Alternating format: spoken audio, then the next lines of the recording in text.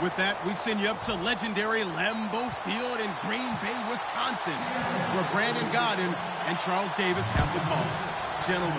Larry, from one of the truly iconic stadiums in the NFL, there's a look at Lambeau Field here in Green Bay, Wisconsin. Straight ahead, we've got a good one on tap here between the Seattle Seahawks and the Green Bay Packers.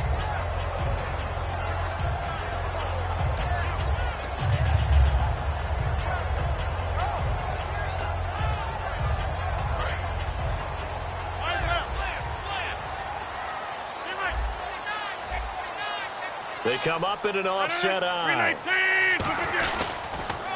And they give this time to the tailback. Up past the 25 to the 26, a gain of 5. Making the stop that time, Bobby Wagner. And a wide receiver to watch in this offense, certainly Jordy Nelson. And most defenses watch him run past them. Jordy Nelson can run every route in the route tree and take it to the house. Now they'll run it on the toss. And some space here. And a cutback right sideline. And he finally goes down, but not before reaching the 21. And you talk about great blocking up front. I don't think he was even touched, not a finger on him, until he was brought down to the ground. I think we heard the whoosh as he went by, didn't we? Right through the gap. No one there, as you outlined. No one touched him at all. A free sprint into the secondary. Yeah, that's what you call breaking free right there. They'll run for the first time with Lacey. And he'll get this one down to about the 17. Calling a gain of 4 on first, and that'll make it second down. Not a run that you're going to write home about, but still a good first down run. That's what an offense calls staying on schedule. 3 to 4 yards on first down, you're set up very well for the rest of the drive. And now the offense operates in the red zone.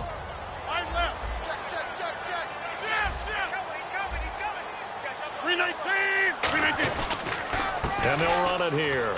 And he'll take this one down near the 15. 2 yards the gain there, and now they're left with a third and about 4 for a first.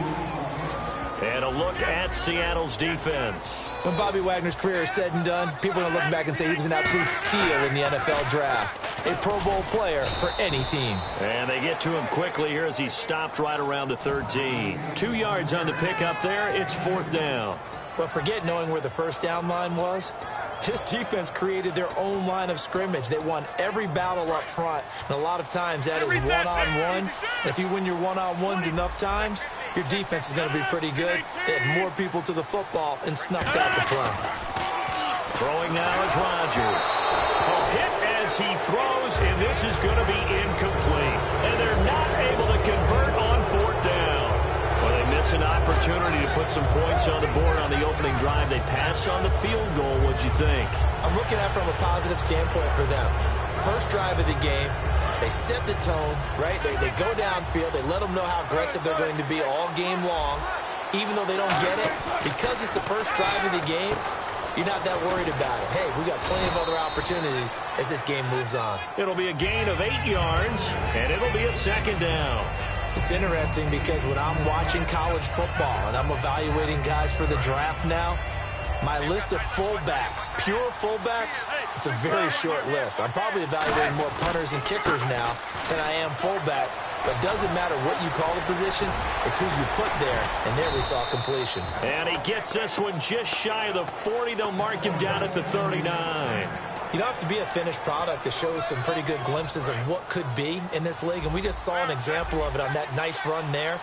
When I looked at him coming out of college, I saw a guy with raw, terrific ability. I couldn't wait to see how it was going to be harnessed and polished up in the NFL. In fact, some people thought he could play a little slot receiver as well as run the football. This guy has the ability to be a big-time player with more seasoning. Well, coaches always talk about finding balance on offense. I don't think you get much more balance than this. Big-time run, big-time pass. A 1-2 combination. Looked pretty good. How about that? Let's see if they can continue to take that kind of a punch, though.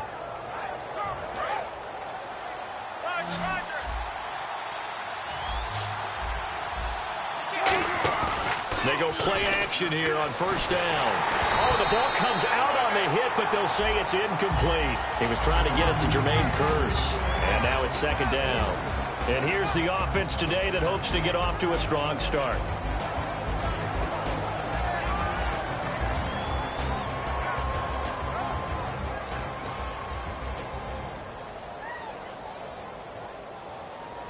second down now after the incompletion.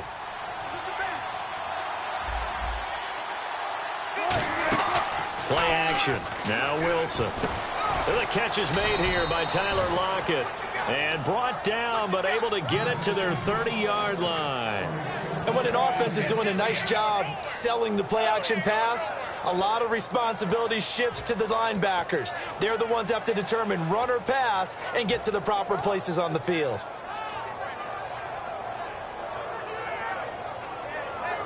So the offense lining up 1st and 10.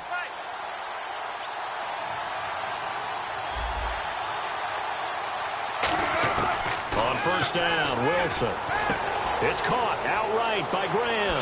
And he will score. Touchdown, Seattle. Jimmy Graham, 29 yards. And the Seahawks have taken a first-quarter lead. And this will give the Seahawks a 7-0 lead.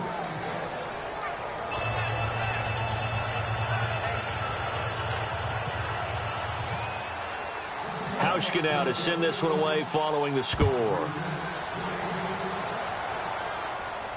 Fielded about a yard deep.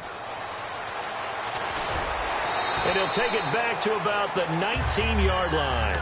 And Green Bay getting ready to go as they take the field. And on the last drive, they were in field goal range. They just opted not to kick it, didn't get it. How does that change the mentality this go-around? I don't think it changes much for the head coach because this is what he preaches all the time. Attack at all times in any spot on the field, and he likes touchdowns, not field goals. Now, your field goal kicker, you got to make sure you nurse him through and say, okay, don't worry about it.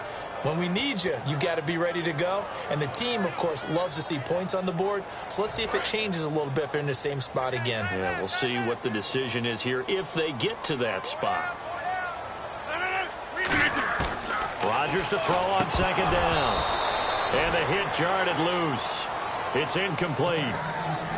After watching him drop that slant, I can hear my old coach's voice ringing in my ears right now.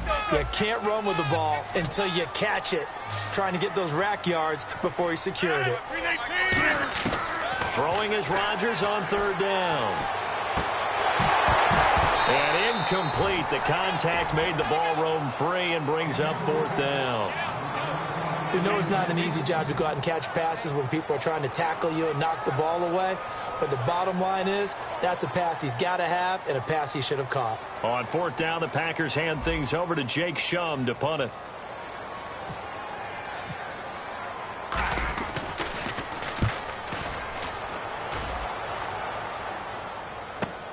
Fielded at the 20. Alongside my broadcast partner, Charles Davis, Brandon Gaudin hits the Seahawks with a football to begin quarter number 2 as they take over following the punt with a 1st and 10.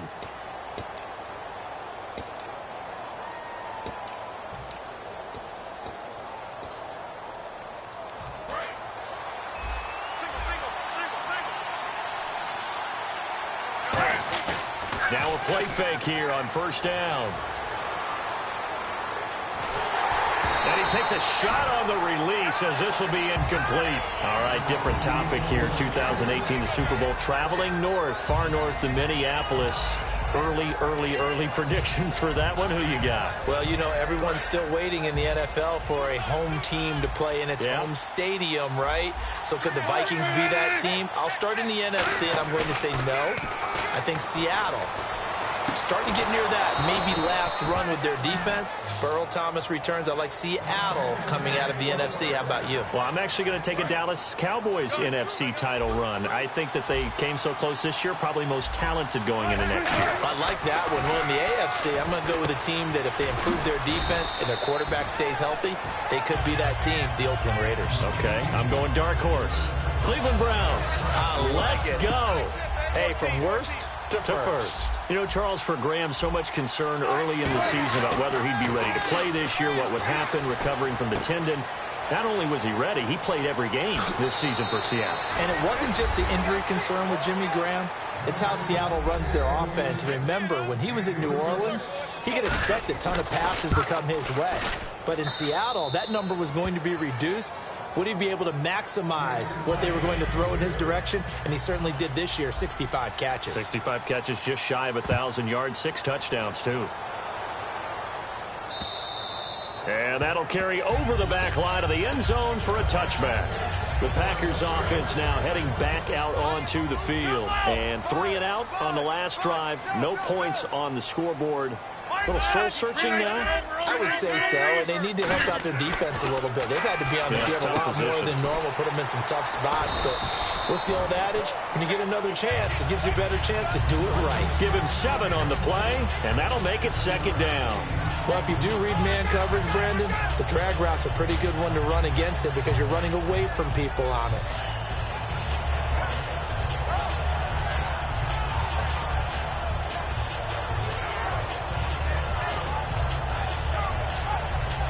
And the offense still has a couple plays to go to pick up the first on 2nd down and 3.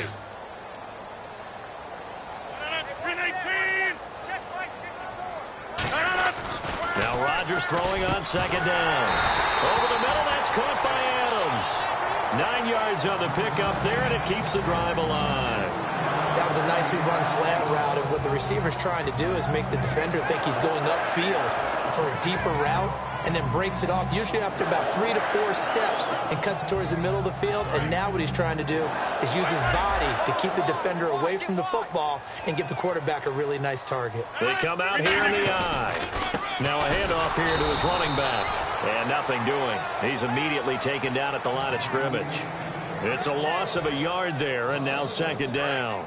With the struggles we're seeing up front for the offense today, they've got to think about changing up their play calling. Some screens, some draws, some quick-hitting plays in order to try and supplement the run game. You don't totally abandon it, but you try and give it a little bit of help. And it's hauled in by Jared Cook. It'll be a gain of 11, and they'll be faced with a 3rd and inches. So much goes into a successful play, doesn't it? How about that play action there, freezing the defense just enough to bring the tight end free downfield for the completion. A nickel look by Seattle on 3rd down. Yep, 5 defensive backs now. And he will have the first down as he gets this to the 47. Officially a gain of just a yard there, but they do convert on 3rd and inches. And we've arrived at the 2-minute warning here in half number 1. I always appreciate runners who understand situations. That was just 3rd and inches. No reason to dance around in the backfield and try and break off a bigger play. Just go pick up the first down, and that's exactly what he did. And they'll go ground game here with a tailback. And he gets this inside the 35-yard line. They give him 13 yards there on the play and a fresh set of downs. And here comes play number 6 on this drive. That's another nice run, and I have to tell you, some of the coaches that I played for, their philosophies were always different when they see a guy running the ball well. Some of them wanted to immediately go to play action and throw it now because it's wide open. While other coaches said, you know something? Until they stop him, that big boy's going to keep getting the football. And that might be the direction that they're going to go right now.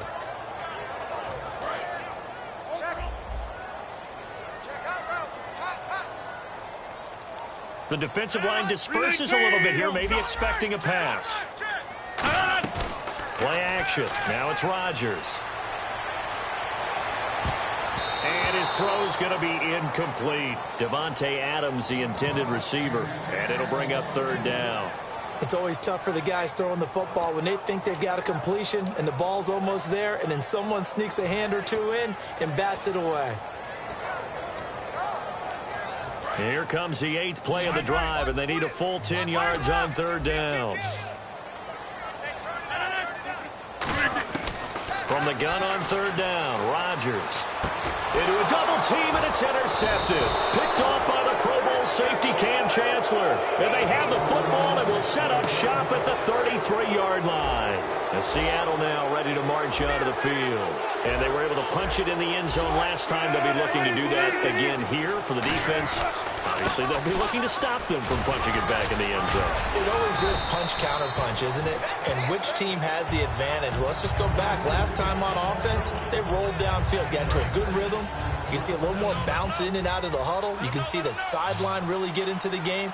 So defensively, you're thinking to yourself, how do we take that away from them? How do we get the advantage back? Let's see what they come up with. I think Now hold everything here. We're going to get a timeout by the offense. It's just their first, so they'll have 2 remaining here before we get to halftime. They come out 5 wide, 3 of them to the right side. Here's Wilson to throw. Oh, he's got a man wide open, complete. Now whistles come in. We're going to get a timeout here by the offense. So that means they're down to 1 remaining here as we head toward halftime.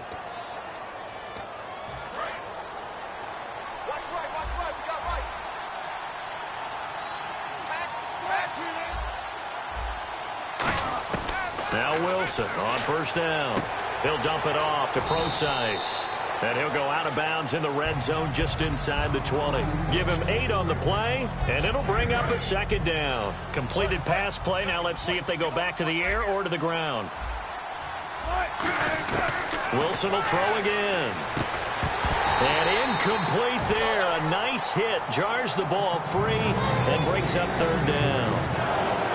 Everything about that play tells you about today's NFL offenses and what they're asking out of running backs. You can't just be a guy who can run the football. You have to be able to catch it as well, and he didn't get that done on that play.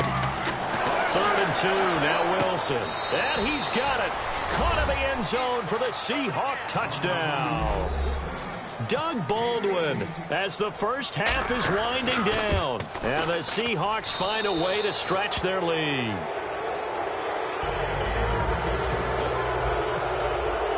Hauschka now to send this one away following the score. And this will not be returnable. It's out of the back of the end zone for a touchback. The Packers offense now, they get ready to head back on the field. And with time quickly fading here in the second quarter, not sure how aggressively, offensively they want to play this. I think we'll find out just how much they trust their guys in this situation if they decide to take a shot. 5 yards on the catch there, brings up second down. Now hold everything here. We're going to get a timeout by the offense. It's just their first, so they'll have 2 remaining here before we get to halftime. Rodgers to throw on second down. He's going to look deep down the field. And the hit jarred it loose. It's incomplete. On every offensive coordinator, every play caller sheet, they have about 5 or 6 plays per game that they call shot plays or big plays, and you don't get many opportunities to dial them up. And they nowhere to go here. He lost the football. Now hang on here. Timeout called by the defense. And with halftime on the horizon, they'll be out of timeouts from here forward. Here's Jacob Shum now as the drive goes backwards, so he's on to punt it away. He gets this one away, and boy, it's another boomer. Fielded just inside the 30. We have hit halftime. And hello, I guess Larry's halftime show was buttoned through. And we are moving on and ready to go for the third quarter.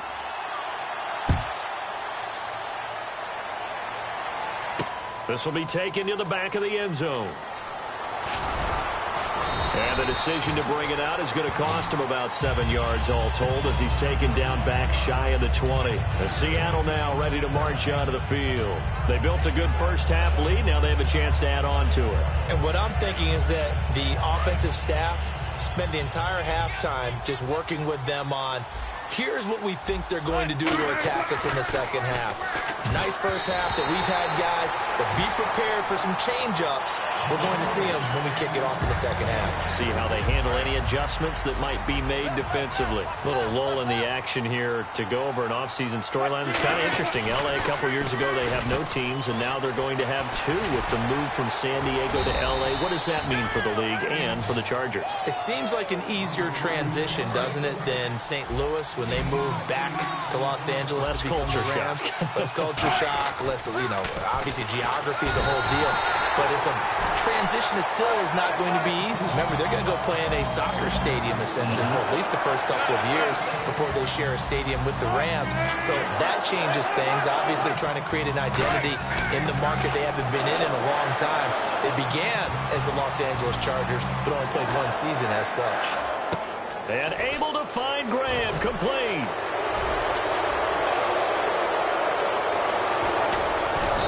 takes it down deep into enemy territory. What a decision to go for it on fourth from their own territory, and it pays off. 74 yards. To throw is Wilson. That's caught at the 1. A gain of 4 on the play, and that'll make it 2nd and goal. What terrifies defenses when they see slant routes thrown is that the receiver is on the move, and oftentimes he catches it and gets upfield.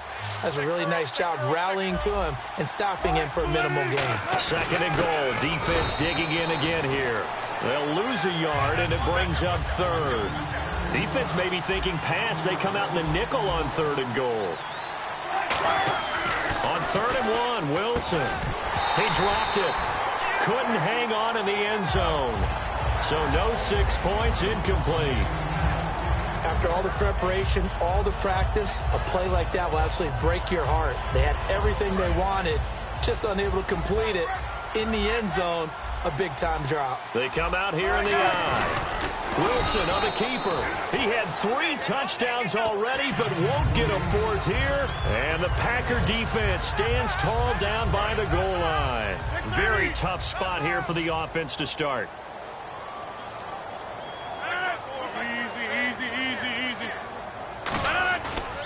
They'll give it to him right up the gut. Oh, he's got some breathing room. There he goes left side. The 40, the 30. Touchdown, Packers. Ty Montgomery, 99 yards. And the Packers get a score closer. And that run massively increased his production in this game, and now he's over 100 yards. And break out your calculator, partner, because his yards per carry went up significantly, right? Big-time jaunt all the way to the end zone. Now after the touchdown, here's Crosby to kick it away. This will be fielded on the back line of the end zone. And the decision to come out is going to cost him 5 yards with a new rule as he's taken down right at the 20-yard line. As Seattle now ready to march out of the field. And last time, they had it 4th and goal, rolled the dice, didn't get it.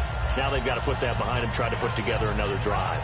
Hey, a simple tip of the cap, a nod of the head to the defense. Congratulations, you got us last time.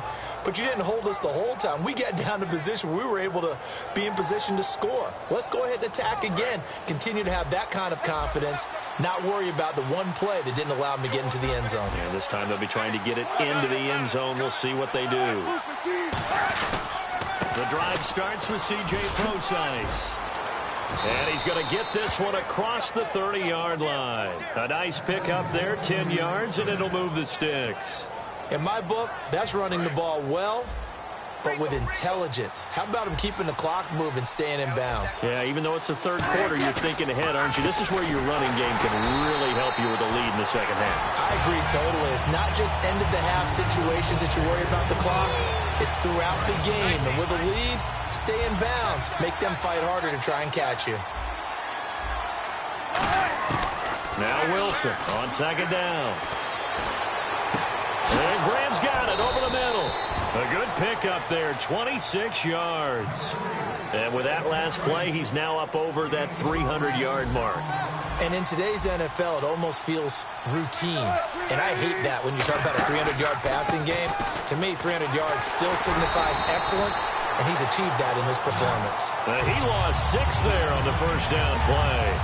The evaluation process in today's NFL does not take into account as much bulk as it does speed, and that's what we're seeing with the linebacker position. Those guys that can run, they can play at any spot because they can make plays on the opposite side of the line of scrimmage. Rush coming, and he's taken down. Kenny Clark in there to drop him for his second sack now here tonight. And that's the second sack of the game, but this player, disruptive in all phases, whether he's going upfield, coming underneath, you name it. He's a big-time guy you have to block. They come out 5 wide, 3 of them to the right side. 3rd and long, it's Wilson. And a big loss here as he's taken down. The defense rising to the challenge and setting him back on the sack. Here's John Ryan now. And the way this offense has moved the ball, he hasn't been needed till here in the 3rd.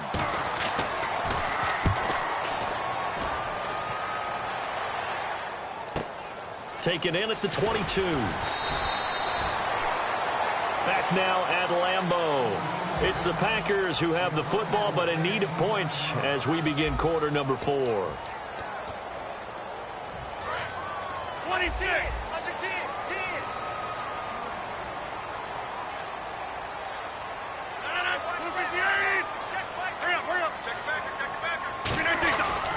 They'll give it to him right up the gut.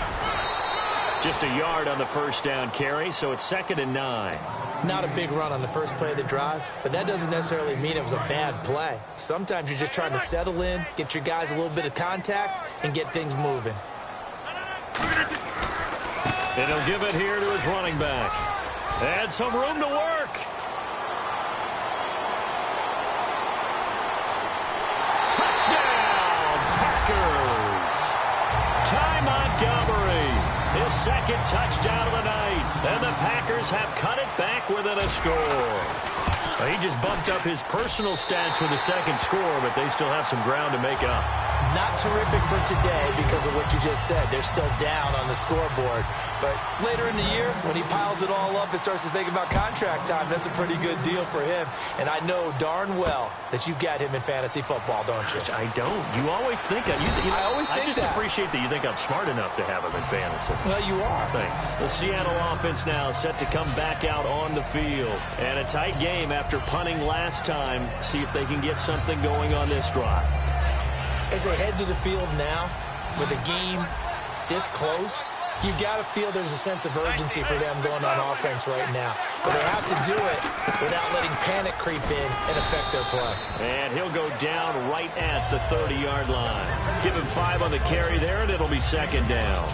And in this situation with the lead 4th quarter, they're liking keeping the ball on the ground, I'm sure. It's just smart football, but you know the defense has to know it as well. They've got to stop them here. So now we're going to see that loading the box in a big way.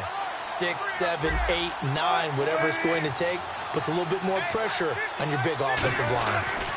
Again, they run. Again, it's Procise. And he'll get this up only to about the 33. It'll be a pickup of a couple, and it leaves him with a 3rd and 3. The best defensive linemen, they play with great leverage so they can get low and not get bowled over by offensive linemen. They have excellent hands. They can throw people off on a play. We just saw a great example of a really good run stop by a guy playing the defensive tackle position. Looks like the defense in press coverage here. And the play clock is going to run out here. They're in no hurry to get a play off.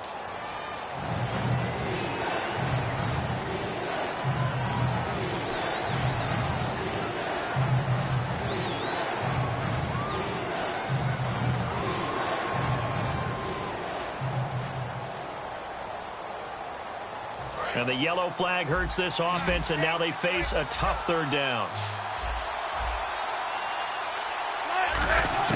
On 3rd down, Wilson. They'll lock it with a grab over the middle. They get 7 there, but it brings up 4th.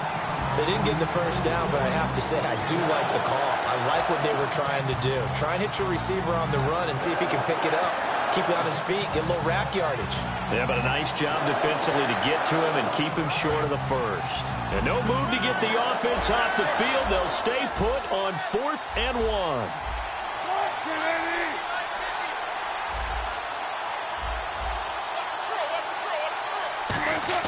The Seahawks will go for it. It's Wilson dancing to his left.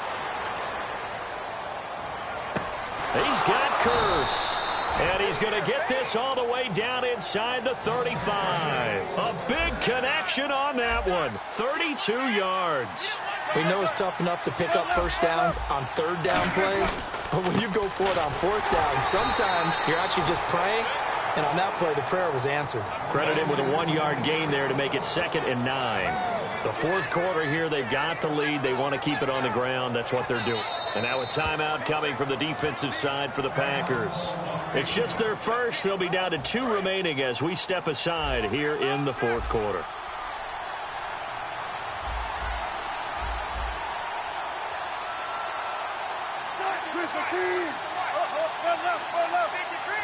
They come out here in the eye. Here's Wilson. He's just going to dump this one off to his fullback out of the backfield. And he's going to get this down near the 20-yard line. It's a gain of 11 yards that time, and it produces a new set of downs. Time for a break. We'll come back, see what transpires after this.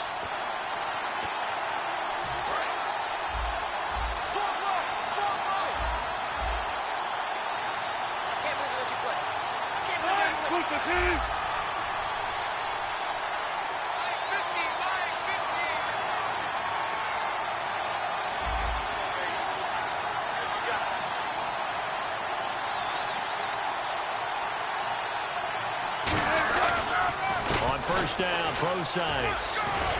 And they've got it inside the 10 at the 8. A solid pickup of 13 sets them up first and goal.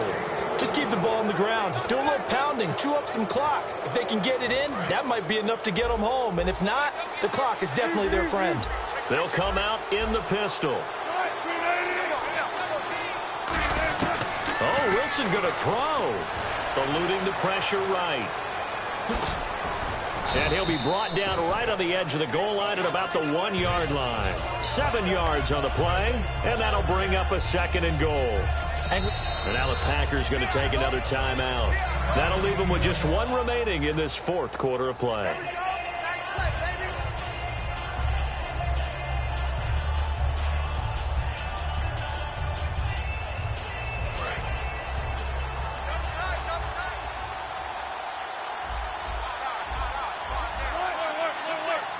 Here's the snap, and he will take this one in for the Seattle touchdown. Russell Wilson scoring on the sneak from a yard out, and the Seahawks add on to their lead.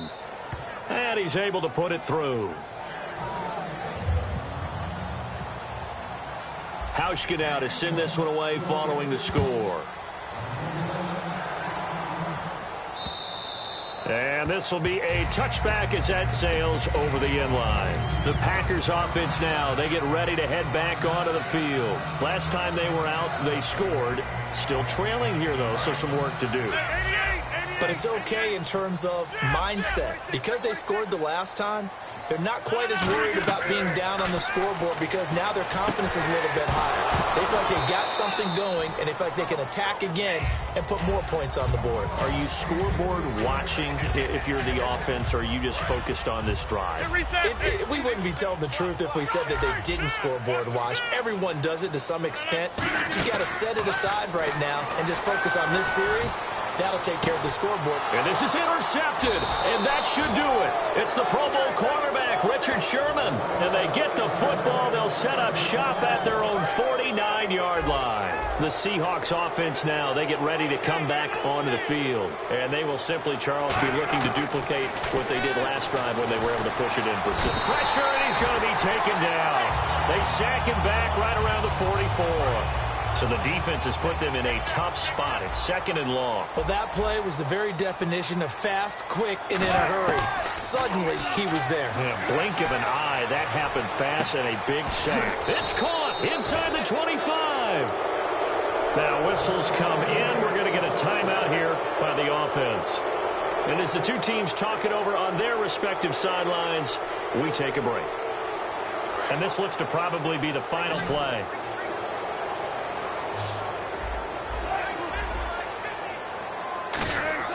Wilson wants to throw it. That is caught inside the 5. A road win in the National Football League. Charles.